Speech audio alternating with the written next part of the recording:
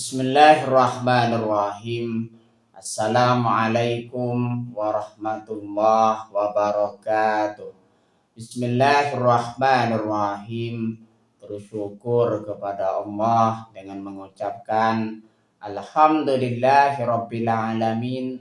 Bersolawat kepada Rasulullah dengan mengucapkan Allahumma sholli ala Sayyidina Muhammad wa ala ali Sayyidina Muhammad. Alhamdulillahirabbil alamin. Kita masih dipertemukan kembali oleh Allah Subhanahu wa taala di dalam sosial media, dan media merupakan wadah tempat bagi kita untuk kita bisa menjalin tali silaturahim, membangun ukhuwah Islamiyah yang semakin kuat kokoh ke depannya. Semoga hidup kita selalu diberkahi oleh Allah Subhanahu wa taala di dunia dan juga di akhirat. Amin ya rabbal alamin.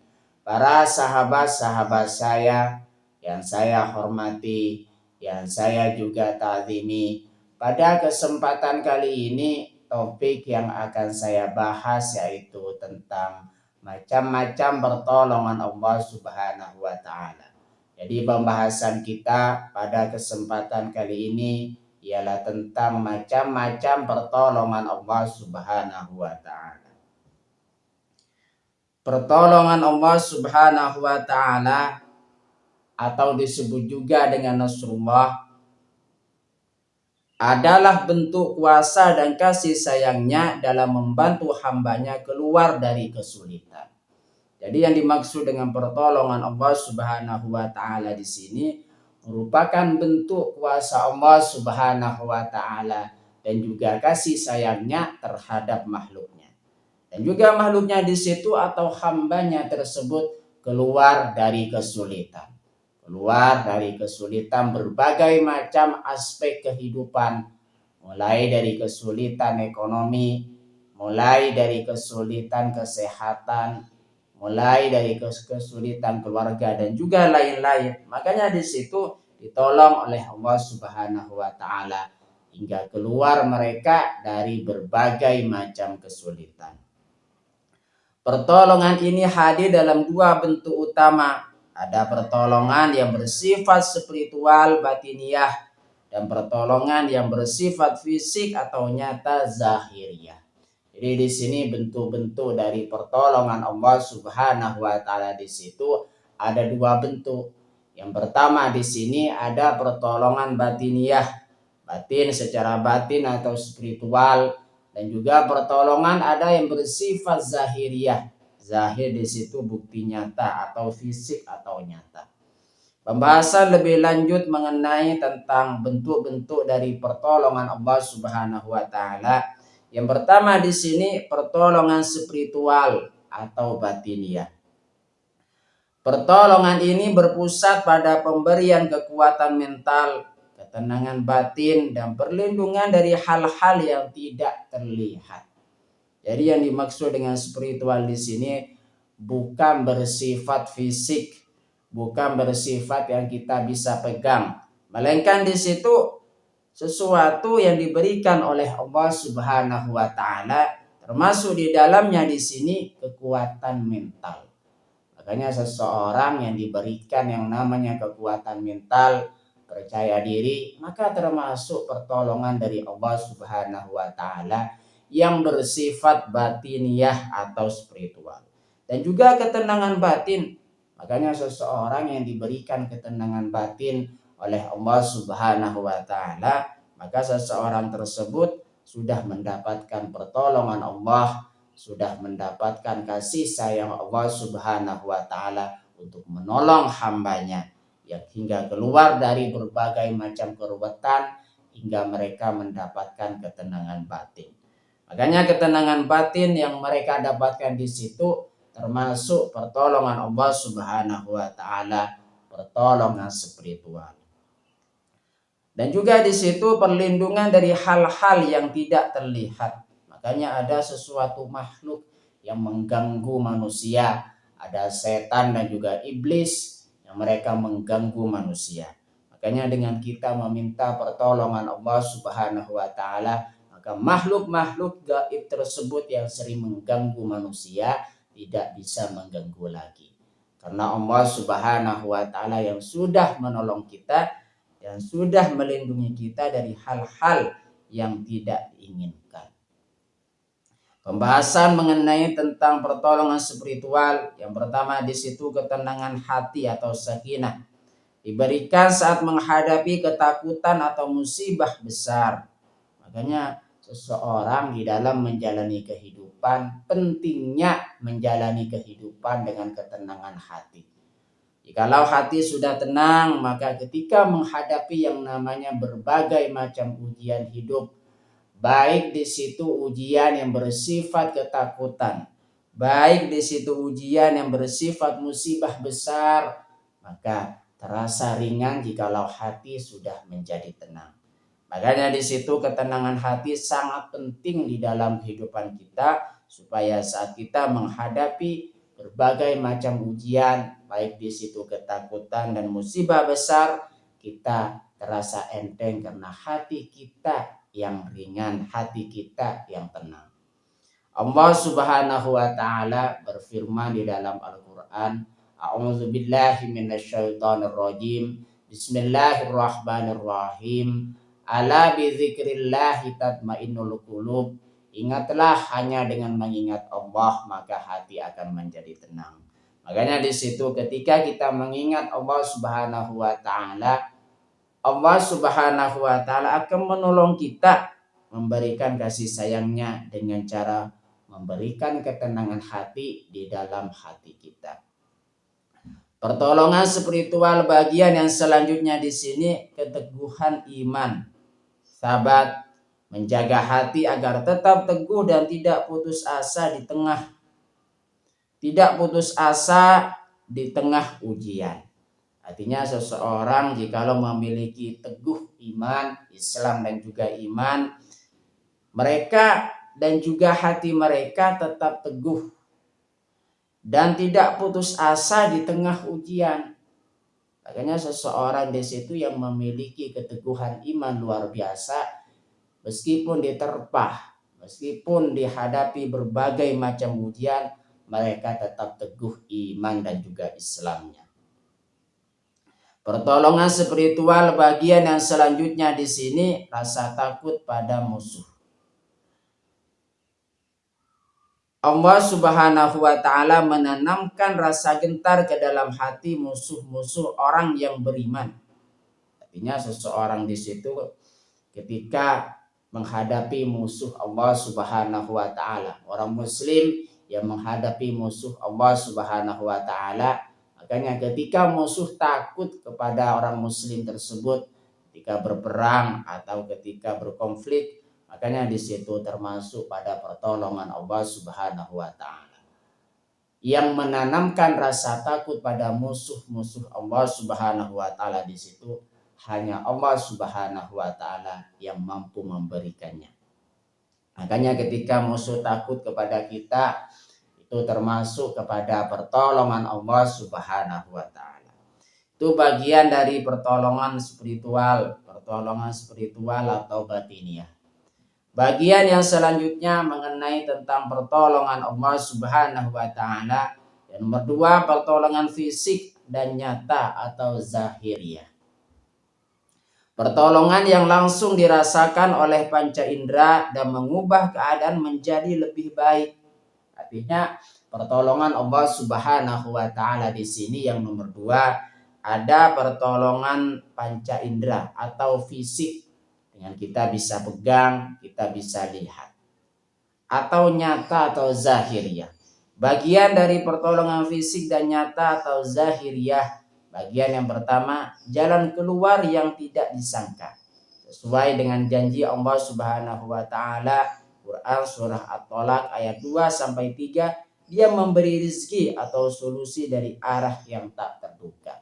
Jadi bagi orang yang bertakwa kepada Allah Subhanahu wa taala, maka Allah Subhanahu wa taala akan memberikan jalan keluar bagi mereka atau rezeki bagi mereka yang tidak mereka sangka-sangka.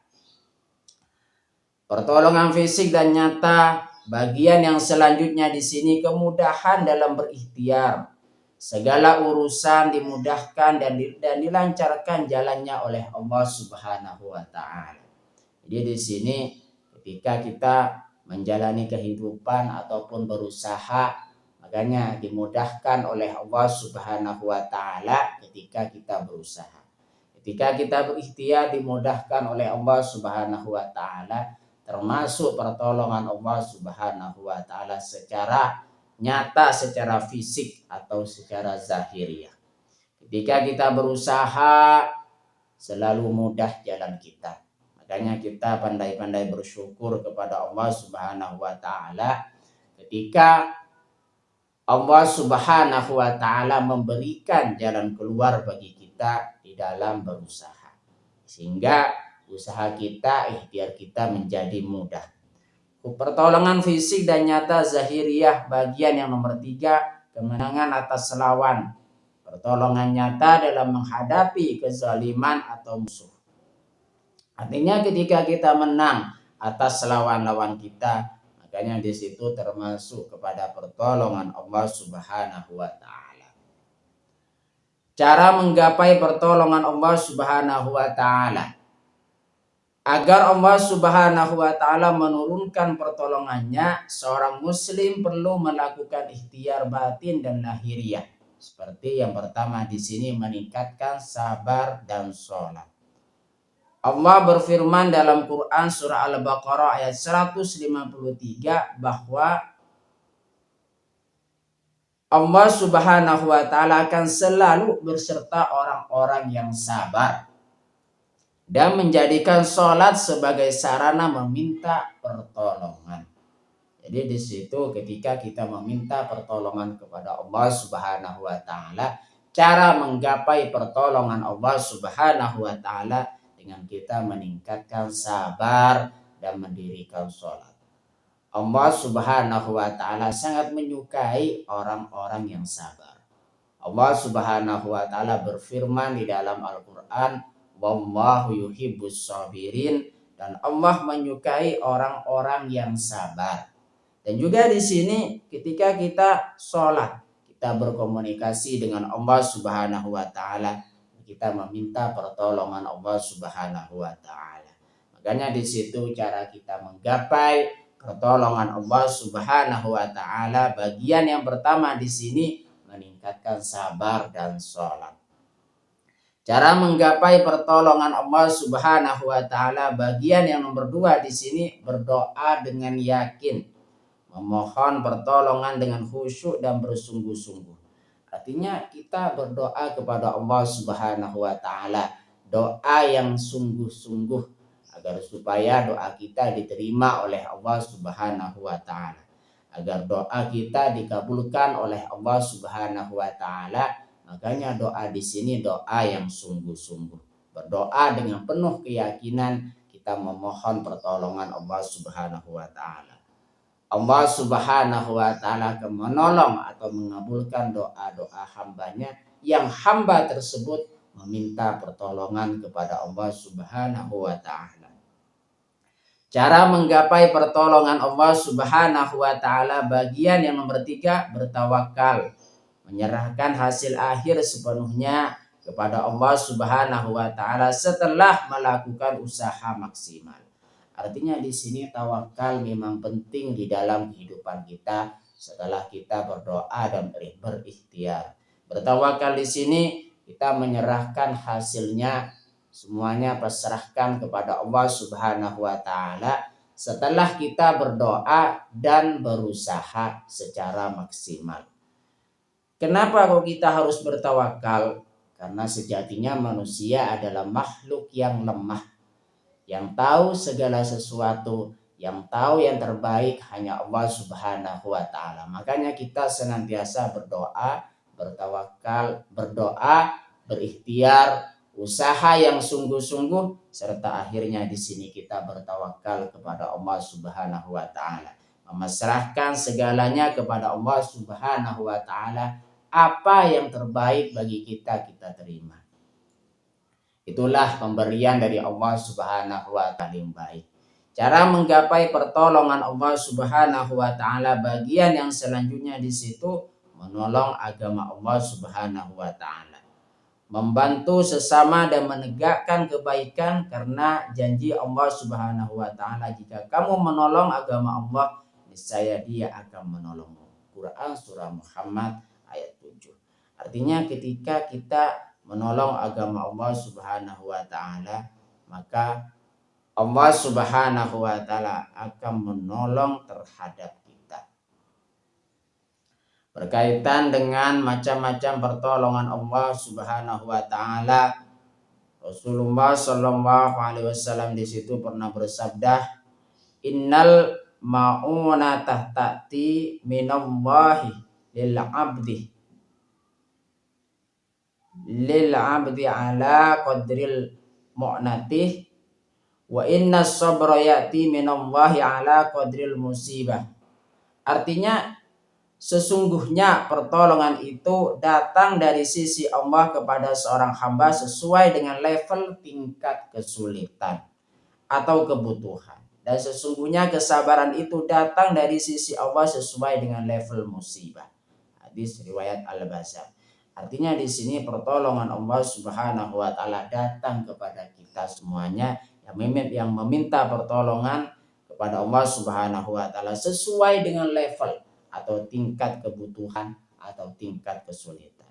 Dan sesungguhnya kesabaran itu datang dari sisi Allah Subhanahu wa taala sesuai dengan level musibah. Berkaitan dengan pertolongan Allah Subhanahu wa taala, Allah Subhanahu wa taala berfirman di dalam Al-Qur'an, surah Al-Baqarah ayat 214, A'udzu billahi minasyaitonir rajim. Bismillahirrahmanirrahim. Ala inna nasrullahi qarib. Artinya ingatlah, sesungguhnya pertolongan Allah Subhanahu wa taala itu amat dekat. Quran surah Al-Baqarah ayat 214. Artinya kita senantiasa di sini menyadari bahwasanya pertolongan Allah Subhanahu wa taala kepada kita di situ sangat dekat. Makanya kita dahulukan meminta kepada Allah Subhanahu wa taala. Meminta pertolongan Allah Subhanahu wa taala dibandingkan meminta kepada makhluk. Jangan dibalik ya, jangan dibalik meminta kepada makhluk baru berdoa kepada Allah Subhanahu wa taala. Jangan dibalik seperti itu. Yang benar adalah kita meminta pertolongan Allah Subhanahu wa taala baru kemudian kita meminta pertolongan makhluk. Atau kita sepenuhnya meminta pertolongan kepada Allah Subhanahu wa taala itu juga sangat baik. Karena kita memasrahkan sepenuhnya kepada Allah Subhanahu wa taala. Sejatinya makhluk tidak bisa berbuat apa-apa. Makanya di situ Allah Subhanahu wa taala berfirman di dalam Quran surah Al-Baqarah ayat 214, A'udzu billahi minasyaitonir rajim. Bismillahirrahmanirrahim. Ala inna nasrullahi qarib. Ingatlah, sesungguhnya pertolongan Allah itu amat dekat. Berkaitan dengan pertolongan Allah Subhanahu wa taala, Rasulullah sallallahu alaihi wasallam pernah bersabda, "Idza sa'alta fas'alillaha wa idza sta'anta fasta'in billah." Artinya jika engkau hendak meminta, mintalah kepada Allah Subhanahu wa taala. Dan jika engkau hendak memohon pertolongan, mohonlah kepada Allah Subhanahu wa taala. Sunan At-Tirmidzi. Artinya ketika kita meminta pertolongan, mintalah pertolongan hanya kepada Allah Subhanahu wa taala. Dan ketika kita hendak meminta, maka mintalah kepada Allah Subhanahu wa taala. Semoga menjadi perantara kita semakin dekat kepada Allah Subhanahu wa taala. Terima kasih saya sampaikan kepada kalian semua yang sudah berpartisipasi di dalam channel saya. Semoga menjadi perantara kita semakin dekat kepada Allah Subhanahu wa taala, dekat juga kepada para rasulnya. Sebelum saya tutup, mari kita ngirim Fatihah dulu kepada baginda Rasulullah sallallahu alaihi wasallam, ila hadratin Nabiul Mustafa Muhammadin sallallahu alaihi wasallam wa ala alihi wa ashabihi wa azwajihi wa wa dzurriyyatihi wa ahli baitihi wa liman dakhala fi baitihi ajma'in. Kullu syai'in lillahi lahumul Fatihah. A'udzu billahi minasyaitonir rajim. Bismillahirrahmanirrahim. Alhamdulillahi rabbil alamin arrahmanir rahim maliki yaumiddin. Iyyaka na'budu wa iyyaka nasta'in ihdinas siratal mustaqim siratal ladzina an'amta 'alaihim ghairil maghdubi 'alaihim waladdallin. Fatihah yang selanjutnya mari kita ngirim Fatihah kepada kedua orang tua kita semuanya, guru-guru kita semuanya, kaum muslimin muslimat, mukminin mukminat. Semoga diteguhkan Islam dan juga iman kita oleh Allah Subhanahu wa taala. Dan kita berdoa supaya kita semakin dekat kepada Allah Subhanahu wa taala, dekat juga kepada para rasulnya, dan semoga dipermudah setiap urusan-urusan kita oleh Allah Subhanahu wa taala. Amin ya rabbal alamin. Al-Fatihah. A'udzu billahi minasyaitonir rajim. Bismillahirrahmanirrahim. Alhamdulillahi rabbil alamin arrahmanir rahim maliki yaumiddin. Iyyaka na'budu wa iyyaka nasta'in ihdinas siratal mustaqim siratal ladzina an'amta 'alaihim ghairil maghdubi 'alaihim waladdallin. Amin. Terima kasih. Assalamualaikum warahmatullahi wabarakatuh.